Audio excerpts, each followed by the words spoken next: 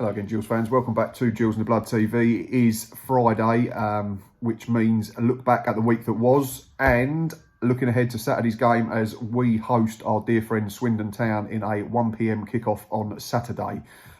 Delay on this video this week coming out on a Friday instead of a Thursday is because we played Wednesday night. But on the back of the online vote that I put up on Twitter, I'm going to look to continue doing match day vlogs, even though they are sat indoors rather than a football stadium, and get back to doing the Monday reviews and the weekly review preview videos.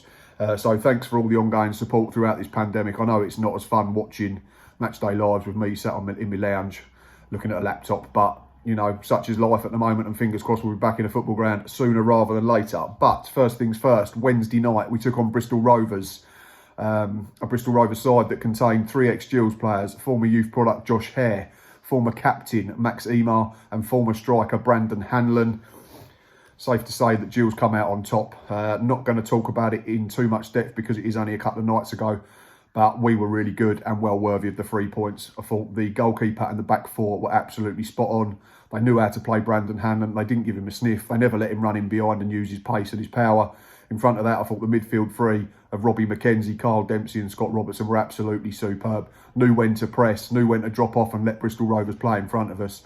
And the front three, which I think we all sort of had a few question marks over. We had Dominic Samuel at the tip of a diamond and a front two of Dane Oliver and John Akindi, we probably think are a little bit similar. All three were absolutely superb.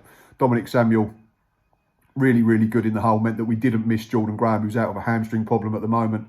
John Akindi did everything but score. Occupied centre-halves and full-backs, didn't give him a moment's rest.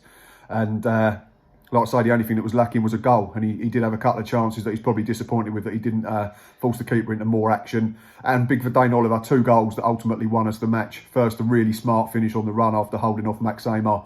And the second, a really brave diving header, which I believe injured the post. So yeah, really good performance Wednesday evening. Really good to bounce back from that disappointing cup exit last weekend. 3 points and a clean sheet. And all of that came on this man's 100th appearance.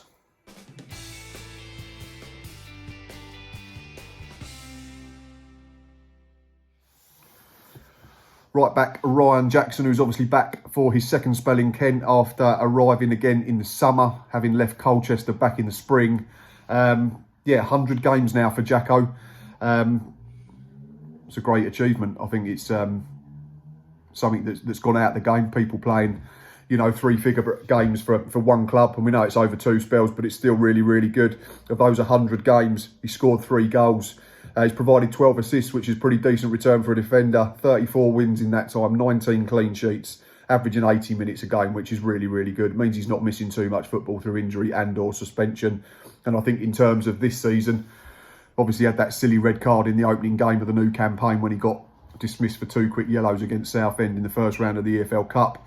But since then, he's gone from strength to strength. For me, I think he's an upgrade on Barry Fuller, and that's no detriment to Barry, who I loved. Would run through a brick wall for you. But unfortunately, with Barry Fuller, age, I think, was starting to catch up with him. Ryan Jackson, 5 years younger than Barry. And yeah, he settled in really quickly, and he provides a bit of experience and a bit of know-how in that back four, which generally is very young. I think the most experienced defender aside from him is Conor Ogilvie, and he's only 23 or 24. So great to have Jacko back. Great to see him playing well. I think it was great that he picked up 3 points and a clean sheet on his 100th game for the club. Which brings me on to something that's been spoken about a lot on social media at the moment, especially on our Facebook page, and that is possession. Is it important? Does having more possession mean that you win games? So I got a little bit curious and I started doing some digging. We've won 9 games this season and we've lost 9 games in 90 minutes. And looking at the average possession of the games that we've won, 39.4.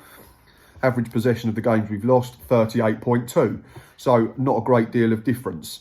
In terms of highest percentages and lowest percentages, our highest 6 percentages per game have been 66, 59, 51, 44 and 43 twice. We've lost 4 times when we've had that possession in games. Lowest percentages in games, 23, 26, 27, 30, 32 and 33.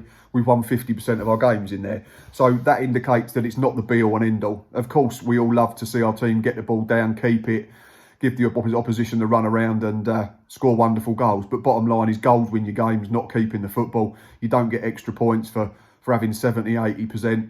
And if you look at Leicester City when they won the Premier League back in 2015-16, average percentage of possession per game throughout a 38 game campaign was 41%. So they was letting almost every team have nearly 2/3 of the ball in each game, and they won the Premier League title.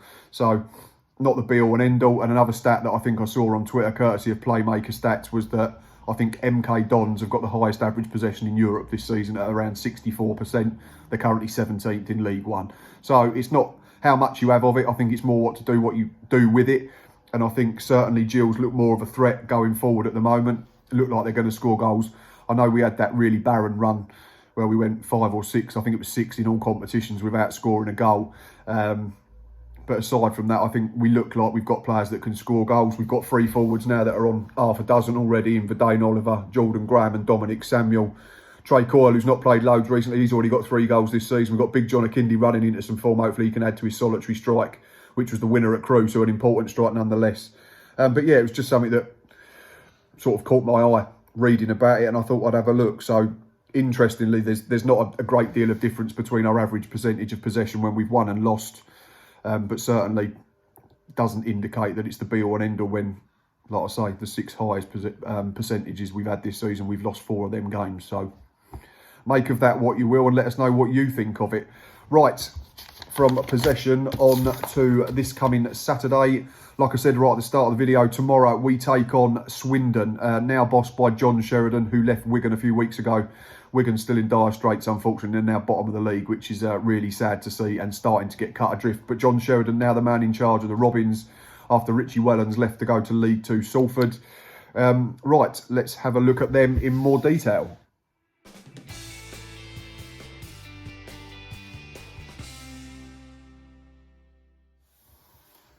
Form over the last 6 games. Let's have a look at the Gills first. We've gone loss, loss, win, draw, win, win. So we've taken 10 points from 18 available over the last 6 fixtures.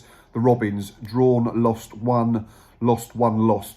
So 7 points over the same period of time. In terms of home and away, Gills isn't great reading at the moment because of that big goalless and winless run that we had. So it reads win, loss, loss, loss, draw, win. So 7 points from 18 at the Priestfield.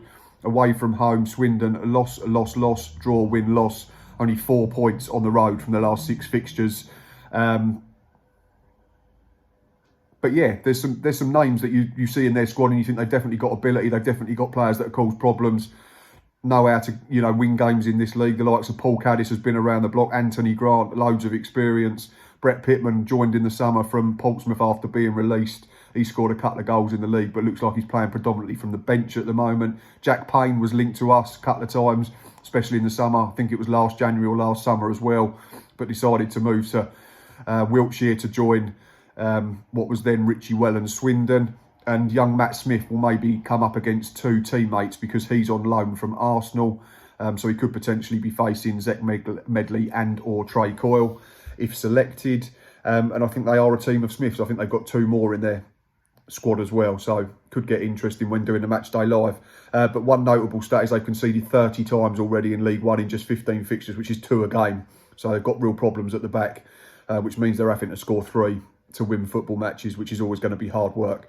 But in terms of us, team news, obviously we know that Stuart O'Keefe and Jacob Mellis are still out pretty long term. Jordan Graham probably unlikely because of this hamstring problem. They're usually a couple of weeks.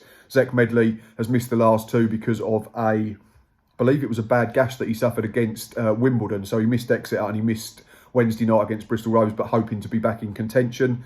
But for me, I wouldn't change any of it. I thought the performance on Wednesday evening was absolutely spot on from front to back. We were absolutely brilliant from first whistle to last. So my team would be Jack Bonham in goal, a back 4 of Ryan Jackson, Jack Tucker, Connor Ogilvie and Thomas O'Connor. Then my midfield diamond would be Robbie McKenzie, Carl Dempsey, Scott Robinson and Dominic Samuel, and a front pairing again of Verdane Oliver and John Akindi. Keep the bench the same as well. Joe Walsh, Declan Drysdale, Matty Willock, Josh Eccles, Henry Woods, Alex McDonald and Trey Coyle. The only slight doubt you might have over might be Scott Robertson because of he's had these niggly injury problems start of the season. So that might be one we could swap if really needed, but I wouldn't do it unless it was really a necessity. Obviously, if Jordan Graham is fit, then he comes into the team for me, probably for John Akindi, and we move Dominic Samuel up top. But I can't see it happening.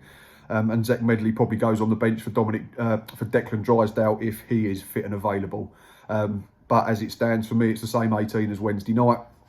In terms of a score prediction, looking at the relative forms, looking at how we've played recently, I mean, it's only one defeat, I think, in 6 or 7 in all competitions. That was that disappointing game against Exeter last weekend. So I'm going to go for a final score prediction of Gillingham 3, Swindon 1. And goal scorers for me are going to be the forward trio. I'm going to go for John Akindi, Dane Oliver and Dominic Samuel to pinch one apiece. Right, that is enough from me. It is Friday, which means we're very close to the weekend. So if you're watching this Friday evening, enjoy your takeaway, enjoy your beer, enjoy your glass of wine or whatever it is that you're doing. Keep looking after each other. Be back tomorrow with another Match Day Live. Until next time, up the Gills.